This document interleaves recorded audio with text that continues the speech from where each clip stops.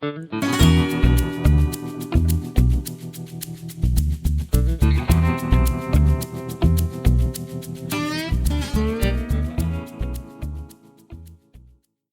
true crime and wine time friends. Thank you for joining me, your host, Terry Dussault, as I dive into the case about a retired Army helicopter pilot who had a darker side, and it is the first serial case that I have covered on the podcast. For today's episode, I will be enjoying a Pinot Noir from Klein in Sonoma County that was recommended by our listener, Carol M. from Seabrook, Texas. Thank you for the recommendation, Carol. I'm excited to try it. Now, according to the winery, this wine is a silky lilac and red berry scented bouquet with flavorful layers of raspberry, dark chocolate, and hints of vanilla and toasted oak. Oh, I'm excited to try this one today. If I don't break the wine glass first, let me give it an open. Sorry, normally I prep it and everything, and I did not do that today because I was just too excited to record. Here we go. Let me get this open. It is a nice, let's give it a nice pour.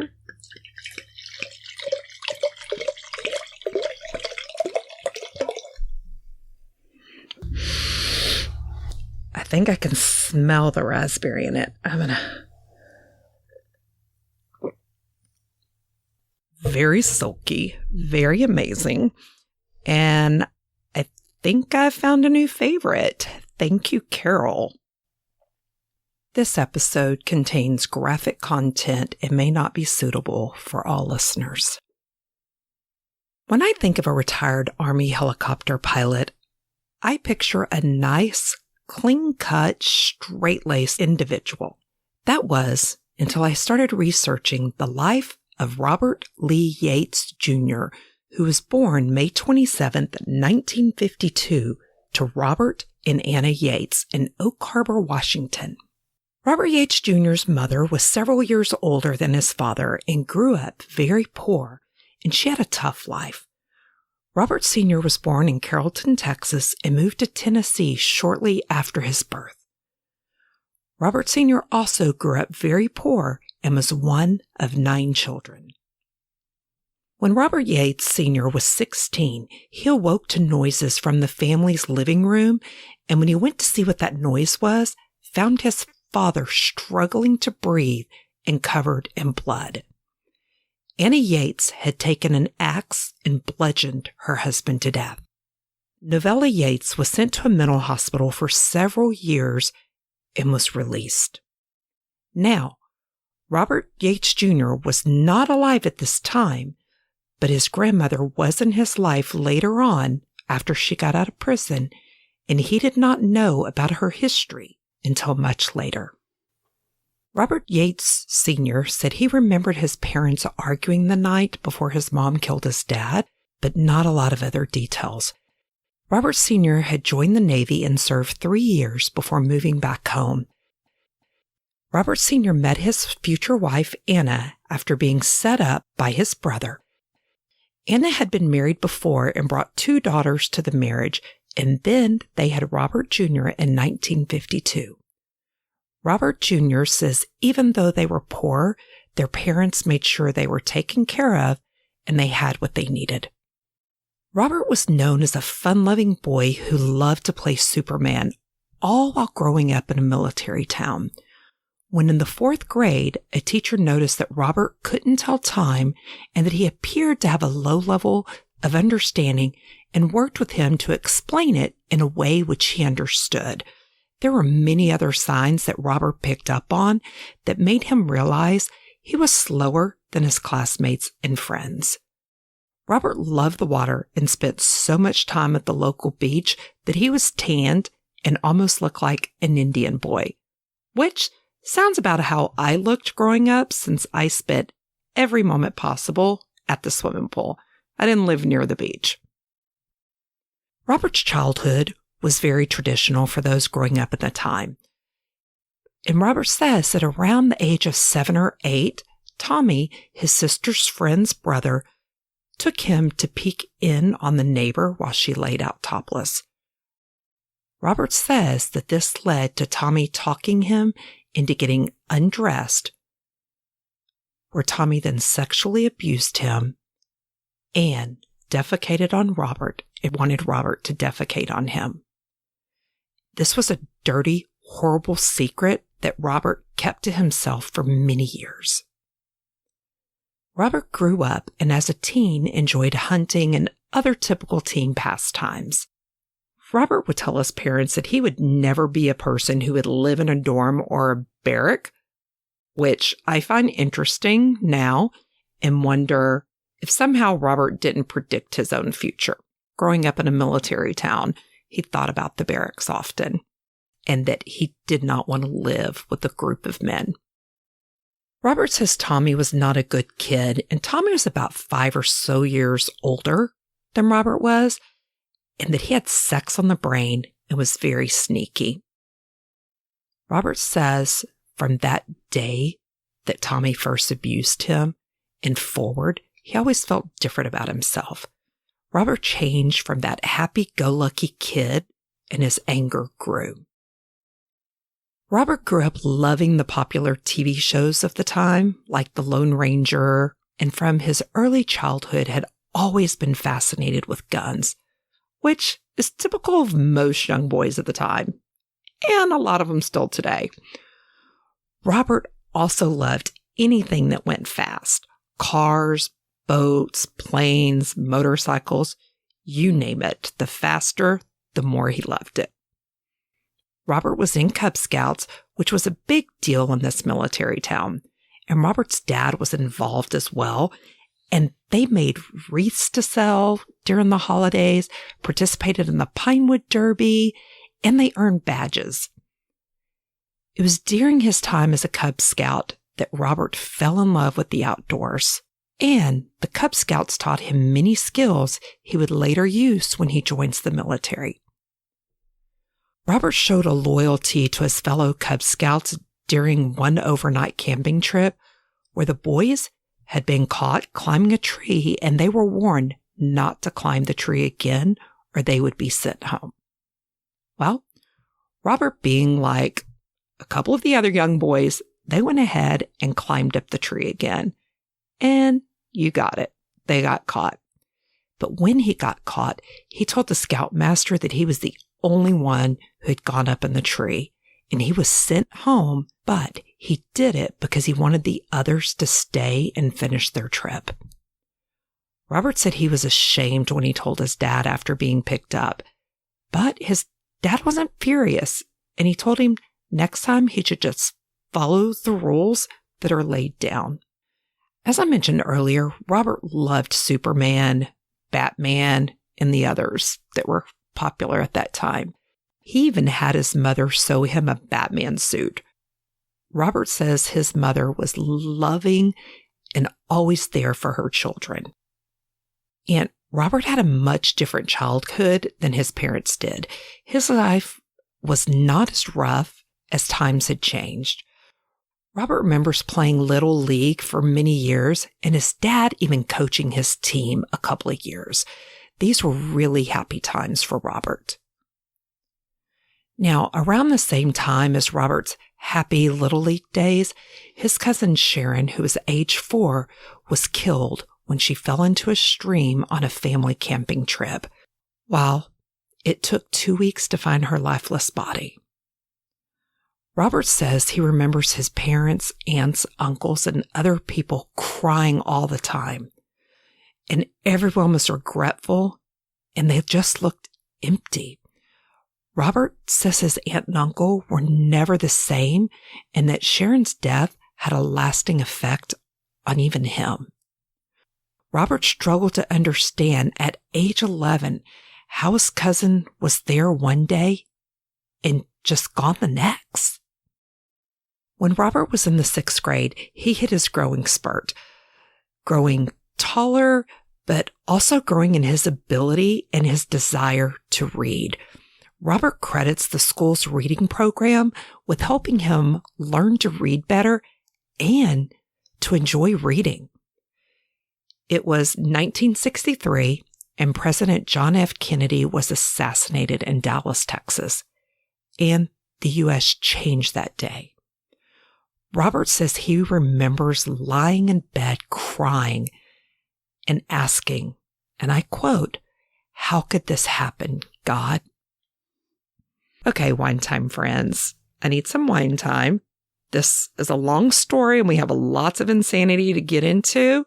Plus, this wine's pretty yummy. It is truly silky and smooth. During one summer trip to see his mother's parents, Robert got the chance to fly by going up in the Space Needle. And he made $3 for helping his grandfather with the farm animals. After his trip, Robert told his dad he wanted to fly in a real airplane. And on their way home, his dad saw a man he recognized who was standing beside a small monoplane and asked the man if he would take his son, Robert, up for a quick ride since he had never been in a plane before. The man said yes and proceeded to give Robert truly his first chance to fly. Robert thanked the gentleman for the flight, and he was flying on cloud 9. He offered the gentleman the $3 to say thank you, and Robert was hooked on flying. When Robert was 13, he got his next chance to fly in a plane when the church pastor asked Robert if he wanted to go with him to fly the church's plane from one airport to another. This plane was used to fly missionaries on their missions for the church. Robert was thrilled with the chance to go up in the plane and told the pastor that he knew a lot about planes and the controls because he had been reading all of the books he could get his hands on about flying a plane.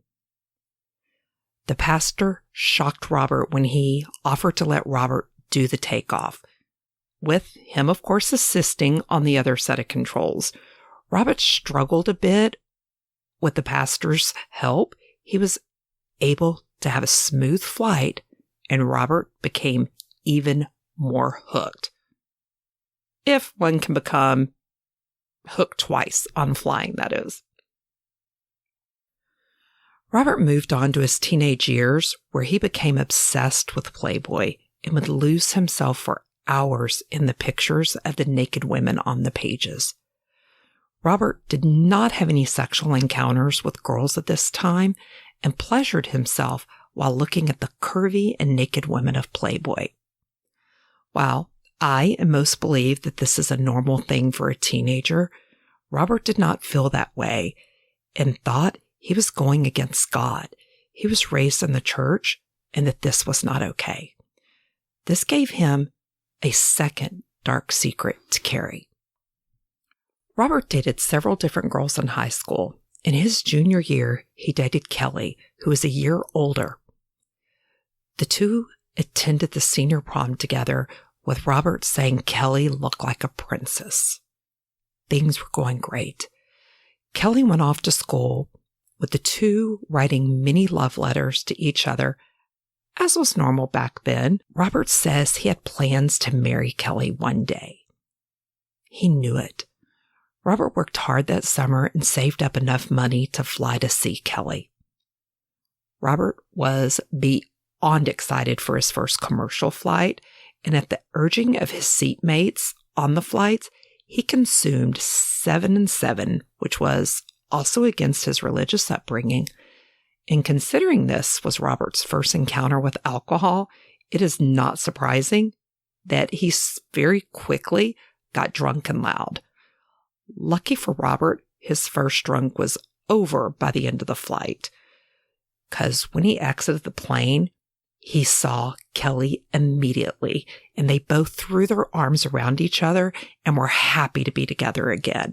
They had missed each other so much.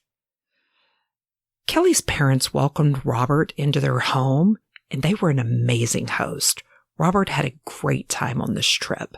They went to Washington, D.C., the beach, and they enjoyed every moment of this beautiful summer. The two young lovers had a great 2 weeks with promises of love and the talk of Kelly coming to visit Robert at Christmas. The two continued to keep in touch after that summer trip through Christmas with more love letters.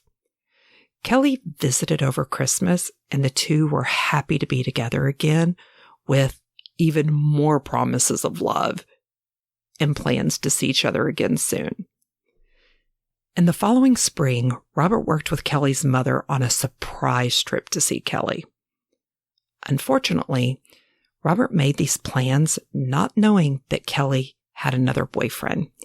There was no joyous reunion this time, and Robert only stayed 1 week instead of the planned 2 weeks. Kelly wrote Robert an apology letter, which he told her this was not needed. The distance had just been too much. The young lovers were no longer in love with each other. Robert finished high school and began college along with his friends and classmates. One night, he and his friends went to a local restaurant truck stop, and he met Dina, and he was captivated by her. Robert and Dina met up several times, and he had some serious makeout sessions with her and some heavy petting. And much to Dina's surprise, when she was ready to take it to the next step, Robert backed out and left. When Robert went to her house after that night, her roommates told him she had moved.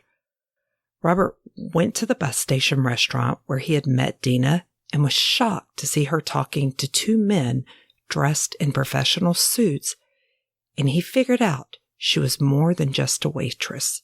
She was also a prostitute. Robert, who was still a virgin, could not understand how this beautiful creature of a woman could end up a prostitute. Robert says something changed inside of him after he learned this about Dina. Robert was close to his dad and proud of all of his father's hard work and achievements during his career, just as he was extremely close to his mom and thought she was the best cook, housekeeper, and mom any boy could want, and that she did no wrong. Robert's parents were proud of him as he started college, but they felt he needed a purpose and worried about him getting lost in the dark ways of the world. Robert started slowly only attending church occasionally during this time. He was closer to sin than to God. Robert's parents were pleased that he had played baseball in the spring of 1971 at the junior college, and for the fact that he was improving with his studies. Robert was spending a fair amount of time in the library during his second year at junior college, and he had noticed a pretty, friendly, but shy young lady. But after talking to her and getting to know her better, he realized just how great she was, and one thing led to another, and Shirley became his steady girlfriend. Robert married Shirley after they finished their second year in junior college, and they went off to Walla Walla to attend a 4-year university. Shirley was studying to become a nurse.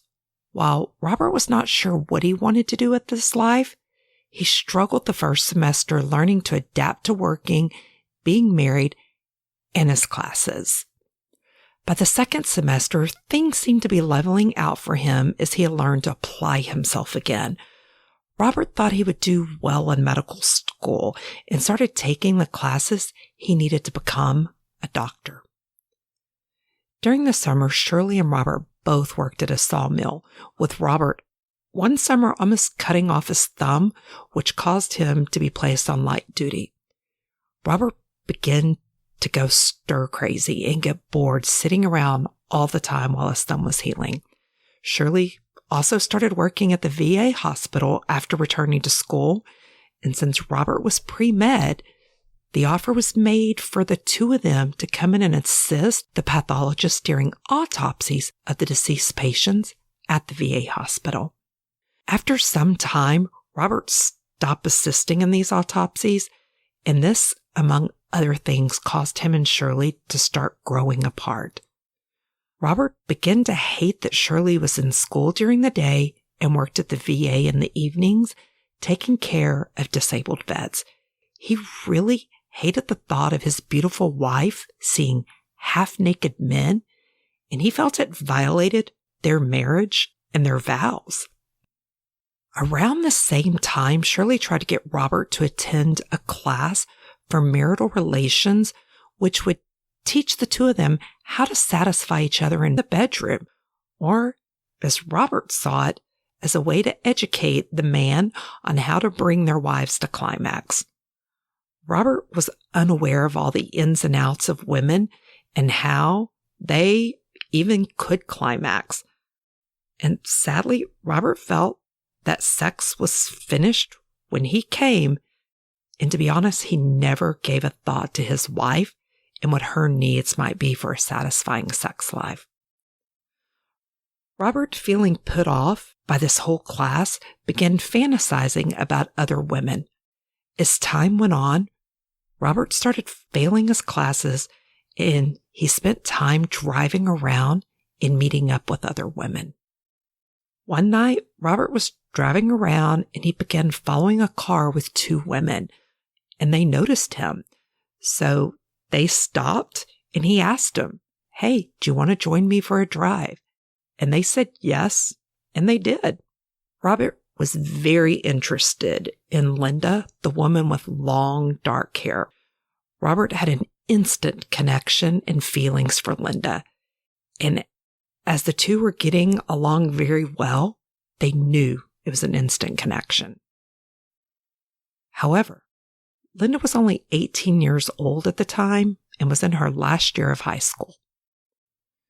Robert was conflicted because he still loved his wife Shirley, but he was falling head over heels in love with Linda and wanted to be with her. Shirley discovered the affair and was distraught.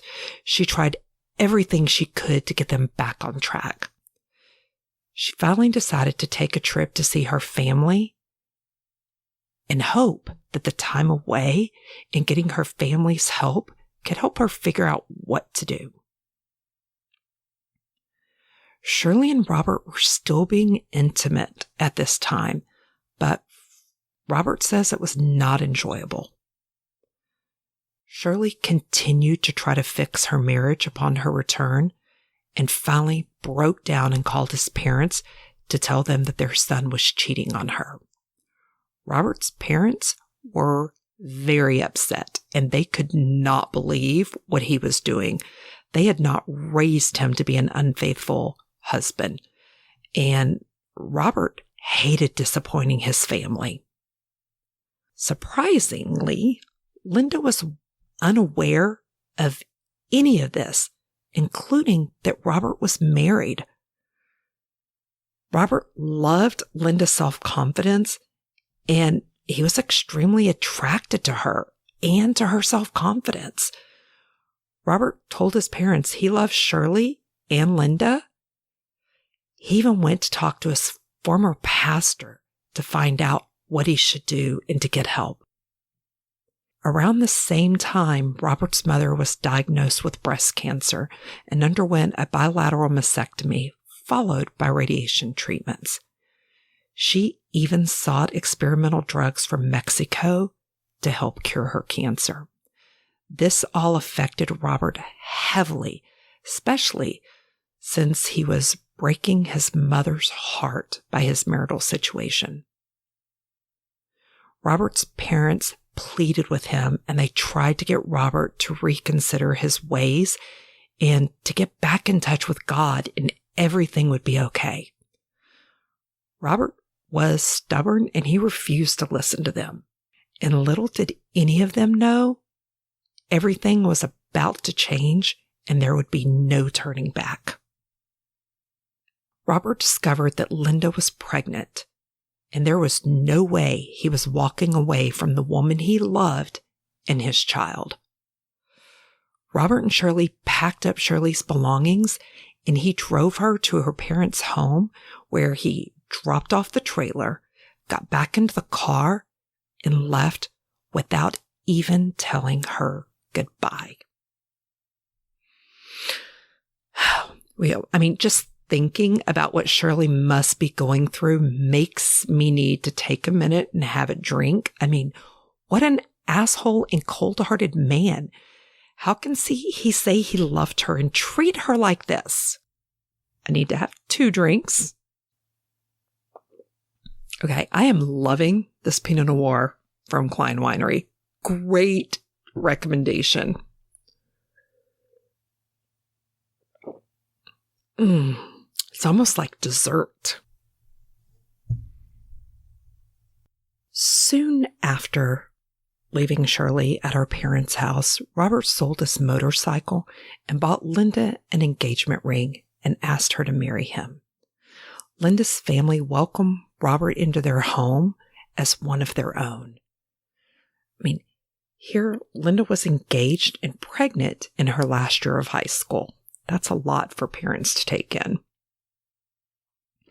Robert needed to take the MCAT, which he did not do well on. Not studying had truly taken its toll, and his dreams of being a doctor were all but gone. His happy time with Linda also looked to be vanishing as well. When Robert came home from class one day to find Linda not waiting for him, he was upset. He went to her parents' house to find her, and he did. She was crying, upset, and her mother was trying to console her. See, Linda had been at Robert's place, and his neighbor saw her and asked about Shirley. Where had she gone? And Linda was shocked to learn that Robert had been married. Linda was furious and wanted Robert to explain why he had lied to her and how could she ever trust him. It took Robert several months to win Linda back, and he convinced her to continue with their wedding plans and the wedding, and in spite of him being legally married to Shirley. Robert and Linda were married on July 14th, 1974, and his divorce from Shirley was granted on August 14th, 1974, which means Linda and Robert were not legally wed at the time Linda was due to give birth to their first child. Linda and Robert welcomed their first daughter into the world and named her Sasha. Robert was working a dead-end job at a department store during this time while he waited for something that would provide a better paycheck and living for his family. Linda's dad put in a good word for Robert at the facility where he worked, and Robert was hired and received a significant increase in pay. Robert and Linda were happy with this new opportunity for their family. Robert and Linda spent a lot of time with her family, enjoying the traditional family activities. Robert completed his training as a correctional officer, but wasn't happy, and he really wasn't happy when he's assigned to the segregation unit. Robert hated the pinup women the prisoners had in their cells, but one day he decided to send a letter to one of the prison pen pal ladies looking for a good time. Several weeks later, Robert came home to find Linda upset and crying. The prison's pen pal woman had written back, and Linda was shocked at the things the letter contained. Robert tried to get out of it, said it was a joke, and that he was just testing the woman. Now, it took some time, but Linda moved past the incident. Robert continued working at the prison, all the while he was emotionally struggling to not let his dark side grow from within due to that environment. Now, I personally can't imagine working in the prison. How could you not let it affect your day in and day out, especially someone with that dark inside? Okay, I'm going to take a quick drink before we continue. Today's episode is sponsored by Best Fiends, my other favorite pairing for wine time besides true crime. Best Fiends, like best friends, but without the R. Now, I am in love with this puzzle game. It is the perfect pairing for all of my wine time, and it helps me get my mind off my true crime. I started playing over the holidays, and I am already on level 447. All of the characters are adorable little bugs. Now, JoJo was my favorite. That was until I unlocked Bo. I wonder if I liked Bo so much, that's why I named my new pup Bo. Plus, you earn keys to open the locked doors that hold extra items that you can use to upgrade and evolve your fiends. I connected my game to my Facebook friends so that I can share gifts with them. And since I'm a competitive person, I love trying to stay one level ahead of them. And since you do not need internet to play, I am able to play in the car while I'm out by the fire enjoying my wine time, or even on the plane. I love all the bright colors, and I can play as much as I like or as little as time allows. For me, it's perfect that I can play for just those few minutes, or I can play for 30 minutes. And I feel like I'm giving my brain some much needed non-crime stimulation. You need best fiends for your wine time, or anytime. Engage your brain with fun puzzles and collect tons of cute characters. Trust me, with over 100 million downloads, this 5-star rated mobile puzzle game is a must play. Download Best Fiends for free on the Apple App Store or Google Play. That's friends without the R, Best Fiends. It is now 1975, and Robert still loved the outdoors, and he would often go up in the Blue Mountains to try and get away from the prison and his thoughts. After a terrible incident at the prison in July, Robert went up to the Blue Mountains to try and get away from his thoughts. By the time Robert returned home that evening, a terrible tragedy had taken place. 2 innocent people had been murdered in the Blue Mountains. This tragedy changed the lives of not only the victims' families, but of Robert and his family. The bodies of Susan Savage, age 22, and Patrick Oliver, age 21, were found somewhere around 30 yards or so from where they think they were killed and hid under some brush. There is conflicting stories about whether they were both nude or just Susan was nude. Both had been shot several times, with the final shot being in the head. This case remained cold for many years. Robert knew he could not continue working at the prison. He hated the place, and he was struggling to keep his sexual and violent thoughts out of his head. While struggling with his desire to quit the prison, Robert was also dealing with his mother's cancer, which had returned, and was not given hope of living more than a year. As September rolled around, Robert started making plans, but did not share them with his family or anyone else. Robert's dad came up to visit, and the two went hunting in the Blue Mountains at the same place that the couple had been killed in July.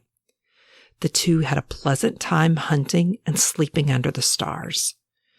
Then, by October, Robert packed up their home and with Linda and daughter Sasha moved to Oak Harbor so that Robert could be close to his mother during this time. As one can guess, his parents were not thrilled that he had just quit his job and showed up and said, "Hey, I hope it's okay that we stay with you until I find a job." Robert found a job thanks to his mom. Robert found a job thanks to his mom at the same hospital where she worked. Robert was a janitor. And with this new job, Linda and Sasha and Robert were able to move out into their own place. This was an enjoyable time for the family as Sasha was growing and brought joy to everyone, as little ones do. With Robert's family in the area They had many days and evenings visiting with the extended family. Sadly, during this time, Linda suffered a miscarriage after a fall, and both Linda and Robert were heartbroken at the loss of this unborn child. Not long after this, Robert's mother lost her fight with cancer.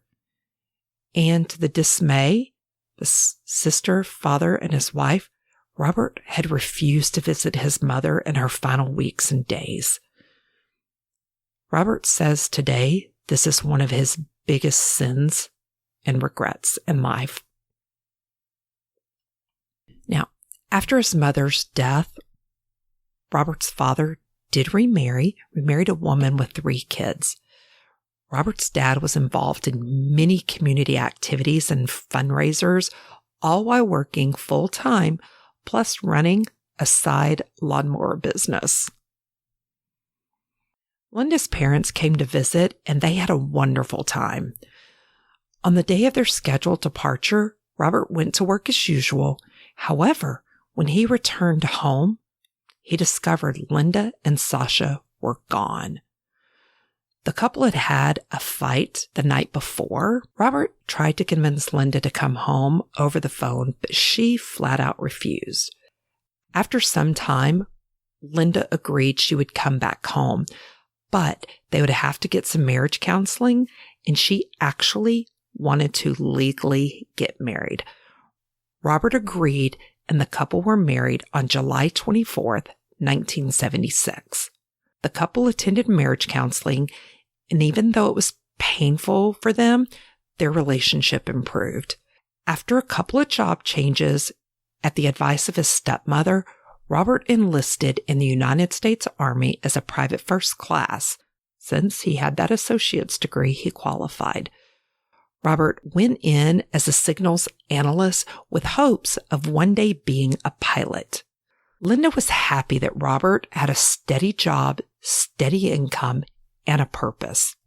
Robert made it through basic training and graduated on February 23rd, then was off to begin his training to become a signal analyst. Before heading to San Angelo, Texas for his training, Robert spent his 7-day leave with Linda, Sasha, and Linda's parents. During this time, Linda's dad took to calling Robert's son, which made Robert feel like he finally had their acceptance. This had Robert feeling good, yet sad that he would once again have to be away from Linda and Sasha. But to reach his dream of being a pilot, he knew he had to make the sacrifice. Now, Robert was eager to move into the pilot training program, but he kept being told he had to wait until he finished training and was given his first duty. This did not thrill Robert. He was not a patient man, but he did not let this stop him. While in San Angelo, Robert purchased a Chevelle and found an apartment so that Linda and Sasha could join him. Linda was pregnant again, and she quickly fit into their life in San Angelo. During Robert's military career, Linda became, like so many other military families, a pro at moving around. They would move 13 times in 18 years. Linda gave birth to their second daughter on July 2nd, 1978, and they named her Sonia. In August of 1978, the family moved to Fort Devens, Massachusetts, so that Robert could continue his training at the INSCOM school. Guys, I don't know what that means. If anybody knows, feel free to shoot me an email. While in Massachusetts, Robert signed up to take the Army Flight Aptitude Select Test, also known as FAS. He figured he would start by taking the test and getting things out of the way so that when he could formally apply, he would be ready to go. Robert would score 374 out of 400 on the test and was proud when the instructor told him that was the highest score he had ever seen. During this time, Robert had not been able to start his training due to a paperwork error, and he had been placed on several different duties to keep him busy until he could start this training. Robert began to get frustrated as a month had gone by and nothing had changed. Robert decided to go to the IG and complain, as he felt this was a waste of his time. Luckily, the next day the paperwork was fixed and Robert was able to start training. Upon completing his training, Robert was assigned his first permanent duty, and the family moved to San Antonio, Texas. Shortly after arriving in San Antonio, Robert completed his medical screening to be a pilot and was able to formally submit his application for flight school. In late April or maybe early May of 1979, Robert received word that he had been accepted to flight school. Now, his commanding officer was elated for Robert to get this chance to go to flight school, and he proceeded to move Robert up to a Specialist 4, or otherwise known as an SP4. Flight school was in Alabama, and Robert and Linda made the decision Linda would go live with her parents while Robert was in flight school. Linda was pregnant with their third child, and they felt it would be best for her to be with her family. Robert successfully completed flight school, and the day Linda pinned his Army aviator badge and silver wings on his uniform was a day Robert had dreamed of for years. Everyone was proud of his accomplishments. Robert says without Linda's love and support, he would never have realized his dream of being a pilot. And Linda had given birth to their third daughter, Amber, during this time. Now, and shortly after that, the entire family would move to Germany, with Robert going ahead to secure and get everything set up for the family. Robert freely admits that he was unfaithful to Linda several times at this point, and he was drinking and was very far away from the man he wanted to be. While stationed in Germany, Linda and Robert would welcome their fourth daughter, Michelle, on January 3rd, 1984. 1 month after Michelle was born, the family was moved to their next station. During the trip back, the family spent some time in Baltimore and visited family and reconnected, as most young military families do. During the rest of the time in the military, Linda felt like a single woman raising the kids as Robert was consumed with his life. Robert was very selfish, and during the late 80s took several trips alone, leaving Linda to deal with the children. Linda made the decision to leave Robert during this time and took the children and moved in with her parents. Robert was heartbroken and shocked that Linda had left him. Yet, it was his own actions that caused this. Robert was angry at Linda and for the first month did not send her any money. That is, until Linda got smart and called his commander, who straightened this out ASAP. See, under military regulations, the enlisted must provide his family with support. Robert was sent to a special training school and went to see Linda and the children, who he missed with every ounce of his being. Robert and Linda did reconcile around Christmas of 1987. The family was once again stationed in Germany, and Linda was not happy about this, and Robert felt she rejected him, and when he had to leave to go ahead of the family again to get things set up. I need a drink because, seriously, dude, your wife has bent over backwards supporting you and taking care of the kids, and you feel she rejected you because she was unhappy to be going to Germany again? I mean, really. Sorry, guys, I gotta take a drink for that. Let's get back to the story because things are about to get beyond, it's beyond what I have words for. Robert was starting to unravel, and some say it was because he felt rejected. Others think his evil just showed its ugly head. Stacy Elizabeth Hawes, age 23, was last seen on July 7, 1988, in Seattle, and her remains were found in Skagit County around 5 months later. Today, as I write this, Robert Yates has confessed to killing Stacy after he left his family to head off to Germany to get things ready for them. Linda and Robert decided to expand their family again, trying one more time for a son. Kyle Yates was born in June of 1989. Their family was finally complete. Robert was over the moon with the birth of his son and wanted to try and be a better father. In 1990, Linda and Robert agreed that Linda would go home to see her family for a couple of weeks, and Robert would take leave and watch the children in Germany. Robert missed Linda while she was gone, and he was hurt when Linda said she missed him and the kids, but she really missed her family back home. She was homesick. Robert took this as a personal attack, feeling that Linda loved her family more than she loved him. The family would move back to the States for their next post, and it is at this time that Robert orders the family a home computer and gets internet. Robert immediately began downloading pornography and spent many nights viewing the images he had burned onto the disk while the family slept. Viewing these images stirred up Robert's fantasies and caused Robert to start wishing he could do the acts he was seeing.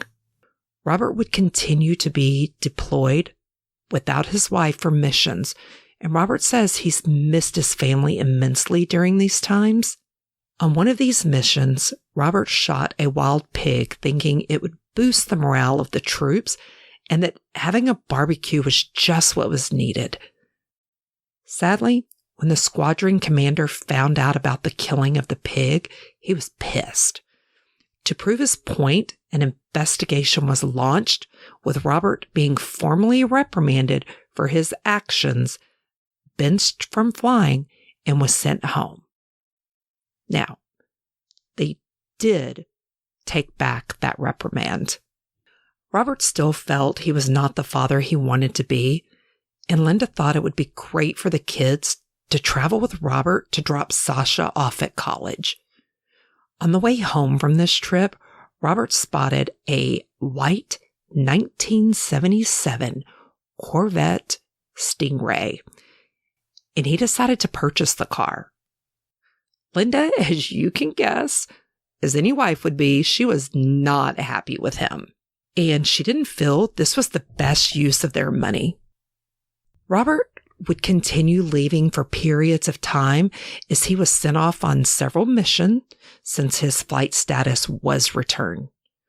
Robert was offered a new position in 1996, but he decided to leave active duty on April 1st, 1996, receiving his full retirement as Robert says the Army was cutting back on active helicopter pilots at the time. Robert retired as the highest ranking of a Chief Warrant Officer 4 that you could be, and had been awarded the title of Master Army Aviator. Robert had spent 18 years in the Army. Robert and the family returned home to Washington. Robert did not adjust well to civilian life as he had trouble finding work, and he started letting his anger build inside of him. Robert would take Sasha to and from work, and this is where he found the area that prostitutes would hang out. And little did Robert or anyone know would be the beginning of the end for Robert. Robert regretted leaving the military, and being a man without a purpose caused him to increase his double life. Now, during this time, Robert was asked to join the Washington Army National Guard, but he was unable to fly due to paperwork delays regarding his medical examination for flight. Robert continued to struggle with civilian life. It was during this period that Robert began using drugs and hiring prostitutes, and at the same time, local law enforcement were investigating the growing number of murdered prostitutes. Robert found a day job as a carbon worker before worked his way up to being promoted to a crane operator. All the while, he continued engaging in his deviant behaviors and being the perfect family man. Robert continued his obsession of pornography and spent hours fantasizing about sexual adventures. He stayed a diligent father, taking Sasha to and from work late at nights when she needed him to. And this led him to making his fantasies become true. Robert's depravity became worse, and he was using drugs more frequently, and he began killing the prostitutes. Linda started noticing errors with her finances and thought her husband was having an affair, all of which Robert denied. He continued to lie and cover up his drug use and his use of sex workers and murder. A serial killer task force was put together in Spokane due to all of the murdered prostitutes that were turning up. A tip led the police to Robert Yates as a person of interest, as he was seen picking up sex workers, and several of the prostitutes told police that they had dated him. Now, for those of you that don't know, prostitutes will call their transactions dates, and that he drove a white Corvette. The task force reached out to Robert, and he agreed to talk with them, and he was upfront with the investigators, admitting that he sometimes picked up sex workers, but he denied that he ever had sex with them. Robert was asked if he would provide a DNA sample, and he denied their request without really giving a reason. Okay, guys, a chance to take a drink because we're about to dive into details that, as you can guess, are pretty sick, because Robert is a very sick man. Okay, 2 drinks.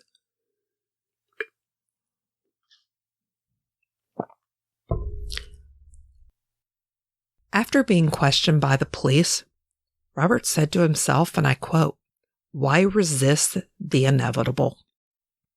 Robert was still working his full-time job, participating in the National Guard, all while visiting prostitutes and taking large amounts of drugs. Robert was beginning to become unraveled, and he was hard to get along with. The morning of April 18th, 2000 was a typical day for Robert. He woke up, ate breakfast, and headed off to work. This being Robert's first day back, as he had recently participated in training for his position in the Army National Guard. As Robert drove his normal route to work, he noticed flashing lights in his rearview mirror. Robert pulled over in a church parking lot and shut off his engine. Several other police vehicles pulled into the parking lot, and the officers jumped out of their cars, drew their weapons, as the officer who pulled him over asked for his license and registration. The officer then asked Robert to get out of the car, and Robert was handcuffed and placed under arrest.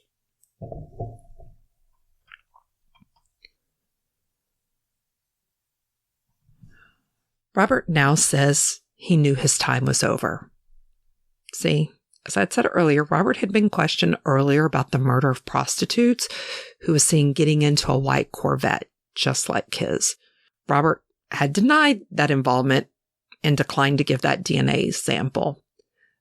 The 2 investigators who had questioned him were now part of the team that was arresting him for the murder of Jennifer Joseph, age 16. More charges were soon to follow.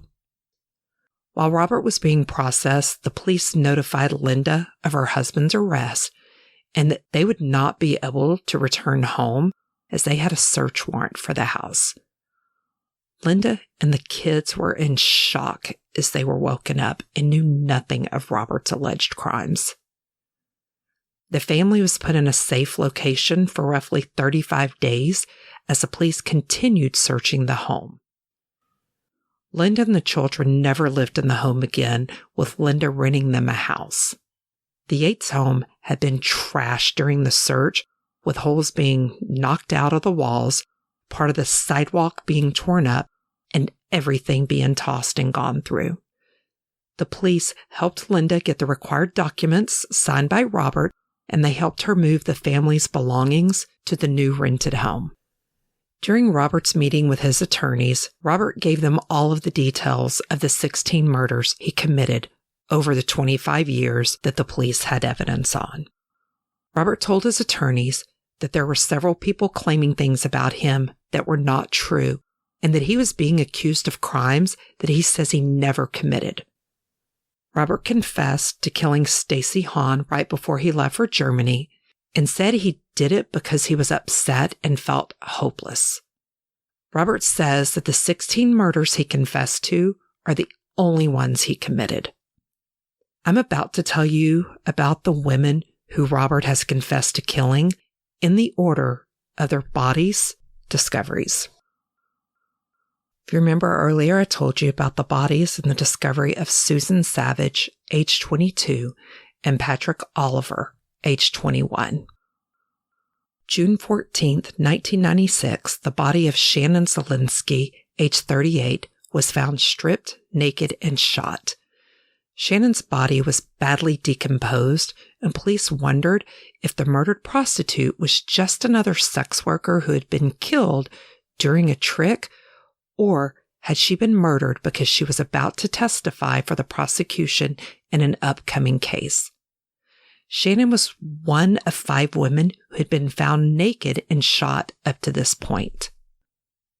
On August 25, 1996, Patricia Barnes, age 60, was discovered in a sleeping bag. She had been shot twice. Patricia was a known transient in the area, but she was not a sex worker. On August 26, 1997, the skeletal remains of Jennifer Joseph, age 16, were found in a secluded part of the Peon Prairie. Her body was badly decomposed, but the medical examiner was able to determine her cause of death by gunshot, and they were able to retrieve semen from her body. Also, on August 26, 1997, the body of Heather Hernandez was discovered in an overgrown lot. She was 20 years old and filled with wanderlust. Then on November 5, 1997, the body of Darla Scott, age 29, a known prostitute, was found by a man out walking his dog.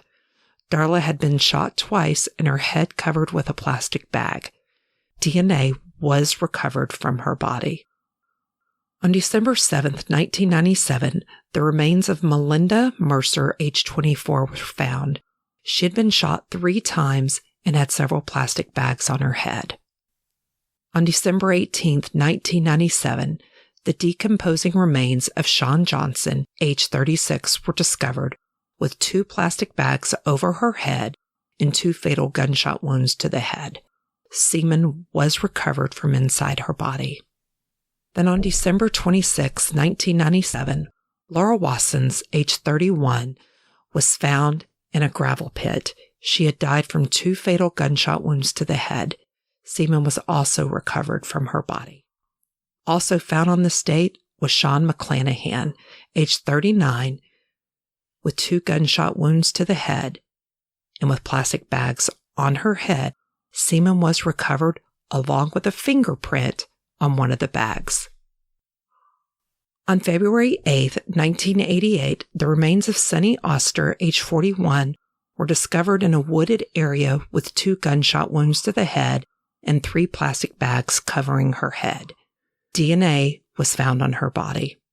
On April 1, 1998, 34-year-old Linda Mabin's decomposing body was found in a shallow grave with 2 plastic bags over her head and 1 gunshot wound. Semen was discovered in her body. On July 7, 1998, the body of Michelin Durnings was found under a bath cover by a transient with 1 gunshot to her head. Michelin's body was found just a week after she was last seen, unlike the others who had been missing for months before being discovered. On October 13, 1998, Connie LaFontaine Ellis, age 35's decomposing body was found in a ditch with 3 plastic bags covering her head and 1 gunshot wound to the head. On October 18, 2000, Melody Ann Murfin, age 43, was found buried in the side yard under the bedroom window of Robert Yates' home. Robert Yates gave the police the location of her body after his arrest and part of the plea deal to avoid the death penalty. Now, I have to tell you a little bit more about Melody Murfin because there was something different about her. We don't know what it is, but Robert had taken a Mickey Mouse jacket that belonged to Melody and gave it to his wife, Linda, and then buried Melinda's body so that it could be near him. As I said, I have no idea what made her different from the others, but I felt compelled to tell you that there was something different. There's one victim who survived the attack by Robert Yates, and that was Christine Smith, age 32. Robert had picked up Christine and they agreed to oral sex, and Christine says that she asked Robert if he was the psycho killer that had been killing prostitutes, and she says Robert told her he was not the killer because he had 5 kids. However, Robert shot Christine in the head. Thankfully, the bullet grazed her and she was able to get away from Robert. After Robert's arrest, several of his family members visited him, and his sister Shirley placed money into his jail account so that he could buy some necessities. Robert said they loved him and didn't condemn him, and as of today, he says they are even closer than they were before. Now, when Linda visited him in jail after his arrest, it was the total opposite, and told him, and I will quote, "You are selfish. That's what you are. Selfish and thinking only of yourself." In the beginning, Robert lied to Linda and the kids by telling her he did not kill Jennifer Joseph or anyone else. He later says after reading his Bible that he had given himself to Christ and it was time to come clean. Linda was upset and crying as she described to Robert what happened to her and the children the day he was arrested.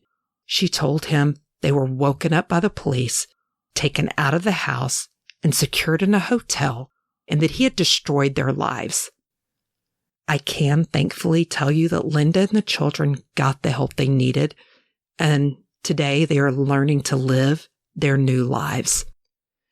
2 of Robert's daughters, Amber and Michelle, talked about their family on the July 8th, 2015 episode of Monster and My Family. The girls share what their lives were like growing up with their dad and how his crimes have changed their lives. They share their shock and disbelief around everything they have now learned. They even talk about how it feels that one of their dad's victims was the same age as his daughter at the time he killed her. Robert Yates struck a plea deal with Mr. Tucker, the prosecutor from Spokane, for the murders that would give him life in prison instead of the death penalty. The plea deal was done in mid-July 2000 for 15 murders and 1 attempted murder. And part of that deal, as I told you earlier, Robert had to tell them where to find Melody Murfin, and he must make a public admission and apology. The plea deal did not include Sean McClanahan, as the prosecutors held this case back in case something caused this deal to go south and Robert was to be free. They wanted one case that they could still take to trial and get a conviction that most likely would get them the death penalty. However, in one weekend, things changed. Robert's defense team had to inform Robert that Pierce County, where 2 of the murders took place, were charging him separately. Robert and his attorneys were upset, and Robert felt that they had not been truthful. Now, Robert addressed the court at the time of his plea agreement, saying, and I quote, "I've taken away the love, the compassion, and the tenderness of your loved ones, and left in that place grief and bitterness. In my struggle to overcome my guilt and shame, I have turned to God. I hope that God will replace your sorrow with peace." End quote. Robert Yates stood trial in March 2002 in Pierce County for the murder of Melinda Mercer and Connie Fontaine Ellis, and he was convicted and sentenced to death. However, in 2018, Washington State Supreme Court ruled that the death penalty violated the state constitution, and Yates' sentence was commuted to life in prison without the possibility of parole. Now, there were tons of evidence against Robert Yates: DNA, fingerprints, buttons from one of the victims, fibers, and much more.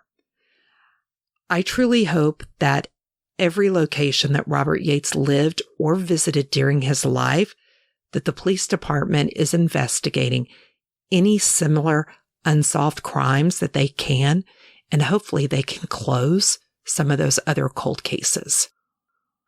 Oh, I need a drink again. I chose not to go into all of the details for each murder because the details are many, and I could do a 12-episode podcast on just Robert Yates. I do want to tell you that there was speculation that Robert Yates went back and visited his victims and had sex with their bodies. Nowhere could I find in Robert's words that this is true. However, his attorney did file an appeal stating that he is mentally ill and that he suffers from severe paraphilic disorder, basically stating that Robert Yates is a necrophiliac. Robert Yates is in prison and says he has found God and that he is sorry for everything he did and that there are no more victims. I will let you be the judge of that, and I would suggest that you tune in next week where I will bring to you the full interview with Minnie Alford, the author From Darkness to Light, which is the story about Robert Yates told in his own words. As always, all of the sources for this episode are listed in the show notes and available on our website. I want to thank Minnie Alford for her time and her insight into Robert Yates. I'm excited for you to hear the full interview next week. The first 5 people to leave us a review on Apple Podcasts and email me a screenshot at terry@truecrimeandwinetime.com will be entered into a drawing to receive a free digital copy From Darkness to Light, written by our special guest, Minnie Alford.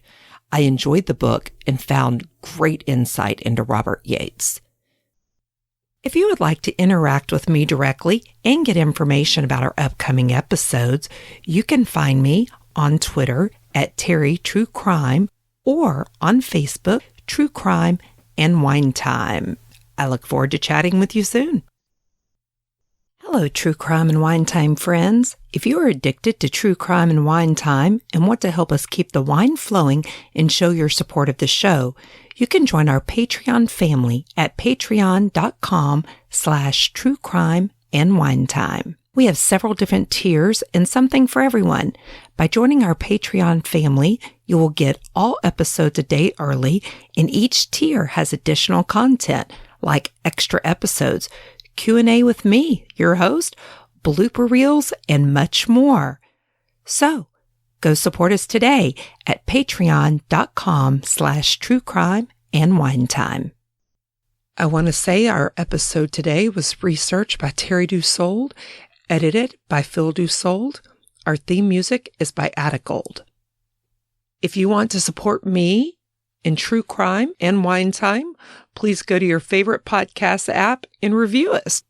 Honest reviews are always appreciated. You can also interact with me directly on our Facebook page at True Crime and Wine Time or on Twitter at Terry True Crime. Thank you for listening to True Crime and Wine Time. Until next week, stay safe, watch out for crime, and enjoy your wine time.